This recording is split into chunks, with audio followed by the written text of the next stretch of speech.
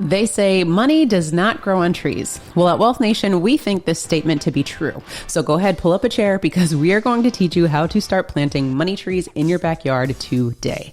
My name is Carmen. And I'm Darius. And this is absolutely true for wealthy people. The reason why I say that is because they continue to make money through whatever the financial weather is. And on the other hand, people that don't necessarily have those funds continue to find ways to not make as much money. Yeah. So what we want to do is we want to focus on those money trees that wealthy people continue to plant every single day to see how we can start taking on some of those habits and placing them into our garden. Absolutely. So we're going to jump right into the information. And if you recall in our previous video, which we'll link here, Darius and I just recently took 5 months off to spend time with our family. And having this family time allowed us to just reevaluate everything that we're doing, why we're doing it, how we're doing it, what is this even for in the first place? And so that's why we want to make sure that we go back to that garden, we weed some of those trees that we planted in the backyard to make sure that we have the right purpose and fulfillment in life. Right. So the very first point that we want to start with is making sure that you all understand the difference between investing and debt. Right? Investing and debt. Because at the end of the day, one man's debt is another man's cash flow. So which end of the spectrum do you want to be on? Right. And there's also an example where Warren Buffett said that his secretary probably spends more in taxes than he does. Reason being is because of the investments that he has. You don't pay taxes on investments. So it's kind of like a two opportunities in one, where not only do you make income from the investments, or wealthy people make income from their investments, they also are able to save on the taxes because you don't have to pay any taxes until you actually take the money out. And if you don't need the money, what you do is you continue rolling that and making more money. Yeah. And it's just really understanding the mindset between creating cash flow and spending money. So you want your money to work for you as opposed to you continuing to spend money and having to work for money. So this is a mindset shift that took us a minute to understand. But as long as you are motivated to learn this information, all you have to do is continue to plant those seeds in your money garden, right? So that you can cultivate and start harvesting on this tree that you're about to create. Right. So just the first point is rich people, what they do is they invest in assets and investments, while other people, what happens is debt is becoming more expensive. Debt is becoming more expensive. So if you don't have enough money to get an investment or get an asset that you need, like a car, for example, what happens is debt is continuing to get more and more expensive, and the things that we focus most of our money on end up being debt if we are one of those ones that don't have money. And on the other hand, as inflation increases, what happens with wealthy people is because most of their money is in investments and assets, they continue to make money. Yeah. And we have to also talk about inflation, right? If you don't have assets, if you're not investing money, the cost of living is going to start getting real pricey, as opposed to you having to spend money. As you see, with just the climate that we live in now, everything is more expensive. Yeah, we see that. Like, let's take our biggest expenses, which is our cars. That's becoming more expensive. Used food cars, is becoming, yeah. Used cars. I mean, not used cars, used food. Food. Used food. I don't want that food. Oh, yeah, you don't want that. Food is becoming more expensive because of inflation, and just everything that we spend money on in general is being affected by inflation. Is becoming more and more expensive. But I don't hear a lot of people talking about how their income is increasing. To keep up with inflation. No, not at all. Not at all. So again, when we are planting these seeds, it's about you educating yourself, you getting the resources, and resources can be free, ladies and gentlemen. You're watching us on YouTube right now. This is free information that you can take something, you can take this and do something with, right? And that's the mindset that we want to get you into, is just start looking at the resources that you have and recognizing what are you doing with the resources. Because it's one thing to have the knowledge, it's another to put that knowledge to action, take that knowledge and put it to practice. So what are you going to do with the knowledge that you get? Right. The next point we want to make is that rich people never completely retire.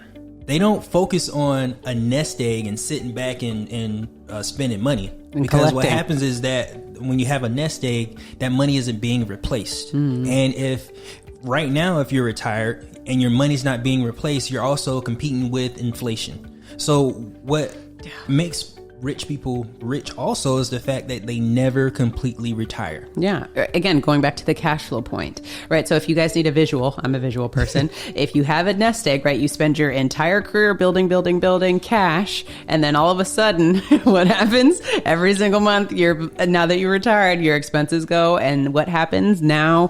Retirees have to go back to work because they depleted their nest egg. And that's why we want to make sure that you they have to significantly reduce their cost of living. Yes. And they have to do that. Why? Because of inflation. It became super expensive and you retired with $3 million. You thought you were going to live the life and drinking pina coladas. Now you're drinking water in your backyard, not at Sandals, because you can't afford to vacation and live the life that you work so hard for.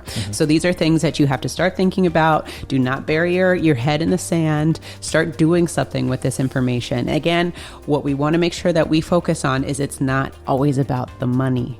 Right? It's about the time. It's about the life that you're trying to live. And you're just using money as a tool to get you from point A to point B. We're not at all ever talking about obsessing over money. No. That's not what we're talking about here. We're saying, how do you use money as a tool to get what you want, to live the life of your dreams? What can you do to make that happen? And also an example of doing what you really enjoy. Because if you never completely retire, that means you have to kind of enjoy what you're doing. For those of us who retire and think we're going to kick our legs up and we're not going to do anything ever again, it's because maybe we don't like what we're doing as much as we should. Yeah. And then you have to think about too, for those who completely retire and don't do anything, right? That you're probably sitting back watching TV, maybe not doing a whole bunch these days. And then what happens? You're not using your brain. You're not staying creative. You're not staying relevant. You're not keeping up with what's going on in the environment. And next thing you know, you've lived out your retirement and you can no longer afford the life that you created for yourself. Yeah. I like the fact that you say that because that segues into our next point, which is wealthy people are creative when thinking about business and other ways of making money. Yes, they are. Wealthy people are creative with business ideas and other ways of making money. Did you hear that? Ideas. Sometimes all it takes is sharing an idea with a person who has the resources and boom, you create a business. A lot of times I feel like people feel that in order for them to have a business, they have to have money. They have to have all of the resources. And a lot of partnerships, there's an idea person and then there's a person who's funding them. Think about all the venture capital ideas all the venture capitalists that are out there in the world. What you need to make sure is you come up with sound business ideas that would allow someone to want to back you. Don't always think that you have to come with the money because there's more people that have money than there are people who know how to ask for it. And having a sound idea, the money will find you. If you have a good idea, the money will always find you. So take this for example, right? So we said the past 5 months we took off because our baby girl was in the NICU, and it wasn't until we were in the hospital surrounded by all these equipment and machines and different things. And so I started realizing, like, what can we do to make our baby girl's life easier? What can we do to make our lives easier? And I have all these ideas for products that we can use to help not only her, but other children who are going through the same thing that she's going through or similar conditions. So if you are a product designer, please holler at us in the Wealth Nation because we have a bunch of ideas that we want to do, right? That was just an idea. How many times do you think of something where you go, this would be easier if I had this, or this would be so much cooler if we could do this? How many times do you put those things in motion and do something with? And then next thing you know, you see that product on Shark Tank, or you see that product at Bed Bath & Beyond, and you're like, damn it, that was my idea. That happens all the time. Now, let's think of the opposite of this. Why is it that wealthy people have this creative thinking and they're able to get funding and things of that nature? What's the opposite of it? Well, I think the opposite of this is some people have one job, one stream of income, and they don't enjoy it. Well, I think also too, when you think about it takes up all their time. Yes, and it could also be maybe a scarcity mindset. Right? You could just be afraid of getting out of your comfort zone. You may be afraid of putting that idea to work. Yes, you may not have as much time as you think you do, but sometimes it's just about getting outside of that comfort zone. That is going to make the difference between where you are now and where you want to be. And those are things that we feel that the wealthy also do, those seeds that they continue to plant because they're okay with being uncomfortable and getting themselves outside of their comfort zone. Yeah, that's a part of it. When you do something brand new, it's always going to be uncomfortable to you. So get used to being uncomfortable. Embrace it, matter of fact, because the more you can put yourself in the situation of being uncomfortable, the more you can get used to it and moving on to the next step. Absolutely. And that's where growth happens, when you get uncomfortable. You never grow staying comfortable. Think about that. Yeah, absolutely. Now, the fourth point that we want to make is wealthy people network with other successful people. And if you want to be successful, you have to network with successful people.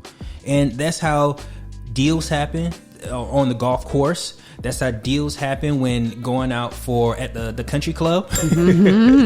Deals happen when you continuously surround yourself by other successful people. And this is where that saying, it's not what you know, it's who you know, comes into play, where it's just about networking. And yes, that statement is absolutely true, because even think about it on a smaller scale. How many times did you connect one person with another and you didn't have to know anything? You just put the connections together. So stop looking at this from a scarcity mindset and start opening your mind to realizing, what value can I bring other people who have the things that I need or want? How can you network with people who might put you in the right doors, who might put you in the right positions? Because it's never about picking someone's brain. Please do not tell them you want to pick their brain, because that means it's a one-sided relationship. Provide value to them first, and then they're going to open up and give you as much value as you gave them. So it's an exchange. It has to be a partnership in exchange. That's really what it is. And now it becomes a value exchange, and how can you impact the lives of others? Yeah, and this is one of the reasons why people that aren't successful also because they continue to hang around people just like them. Yeah. How can you be encouraged by somebody that's not going any further than you are? You have to continuously surround yourself by people that make you want to be a better version of yourself. Yeah. Now, when Carmen and I first got started, Meetup was a big thing. I don't know how much of a thing Meetup is now, but what you can also do is go to different conferences around your niche. There's a ton of conferences that you can research online and see if there's one close to your area. And then you can go there and don't even have any expectations that you're going to meet somebody and you guys are going to hit it off. Just go there just to be a fly on the wall and participate. This is how you start seeing exactly, okay, this person's talking about this. I just want more information. There's other people that's going to try to do the exact same thing. And you guys create your little group that way. Yeah. And the other thing too is, I would say, never underestimate your value. Never underestimate your value, because we just had a value exchange the other day where someone was talking about lawn care services. And if they didn't bring it to the table, we would have never known that they had all this opportunity to provide for us, our neighbors, whatever the case may be. And it was just, that one little thing that was like, oh, well, I'm an expert in this. And it was like, what? We need you to cut our hedges because we hate doing it. So how about Friday? We'll see you on Friday, right? Value exchange. That's exactly what needs to happen. So never underestimate what it is that you do, because you have no idea who needs your services or your knowledge. Now, we talked about these different points, and one thing we want you guys to understand is not about having money or not having money. It's about the way you approach your environment, the way you think about what you have access to around you. So by changing just a few things, you can change your income. You can plant a money tree in your garden. You can go out there and you can prune or clean that tree up. Yeah. When you weed, is that pruning? Yes. See, Hence why we have a gardener. that's why we have a gardener. Go ahead. So you can do those things when you put yourself in the right environment to be successful.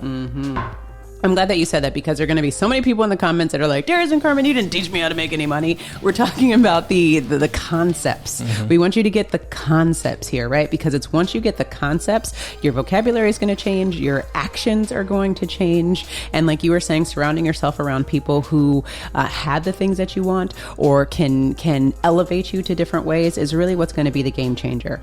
Because it wasn't until we started hanging out with people who made us uncomfortable that we got out of our comfort zone. The conversations. We couldn't really hold a lick in some of those conversations, but we were there to listen.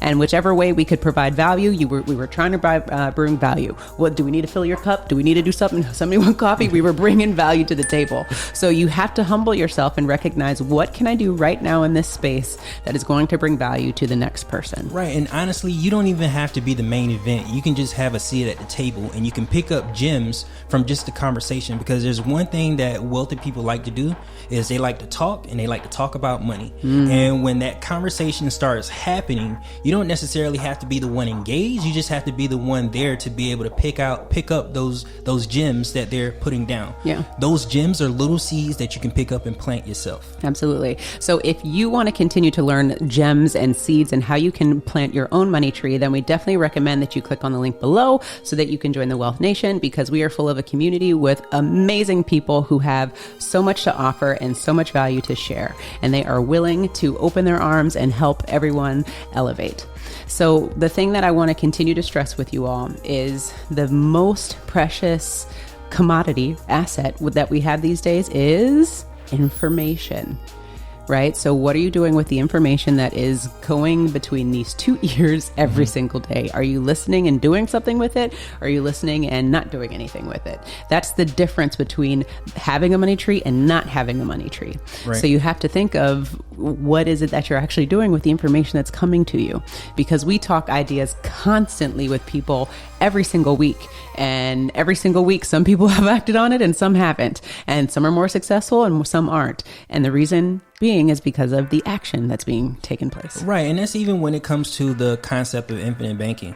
It's a concept that can be applied to anything. And when we're talking about people being successful, it's ideas that have already been proven out that can be applied to any idea that you have. Absolutely. We can't just limit you to the ideas that we think will make you successful, because everybody is different. Everybody has had different experiences that led them to where they are now, and how they react to their environment is also going to have a different output. Absolutely. So what we like to share with you is concepts that you can apply in your day-to-day life so that you can start getting results that's tailored to you. Yeah. And the only way we can give you results is to give you the concept, and then you have to go into the lab and apply it to yourself, apply it to your armor. Yeah, because what might work for you isn't going to work for us, and the same thing.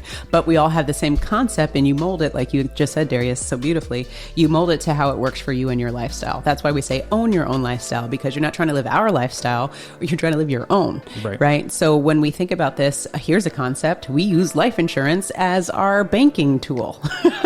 That's a concept, and that's something that we found that the wealthy do. So again, if you want to learn about that, definitely click on the link below, because that's what the Wealth Nation channel is all about.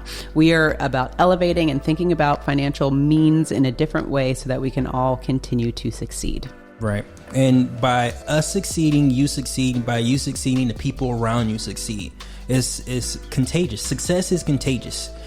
So is misery. Which one do you want to be? Misery. Which one do you want to be? You want to be successful and be the positive influence on the world, because we can look at the news every day and see how that's going. So how about them apples? So let's continue to focus on being the best version of ourselves, be it mentally, spiritually, financially. Let's focus on being the best version of ourselves so that we can have that grow in the environment around us. Absolutely. You just heard Carmen mention the fact that we talk about the concept of using whole life insurance to replace the banking function in your life. And if you want more information on that, don't forget to check out the link below and watch the next video where we talk about those concepts. And don't forget to own your own lifestyle, or someone else will.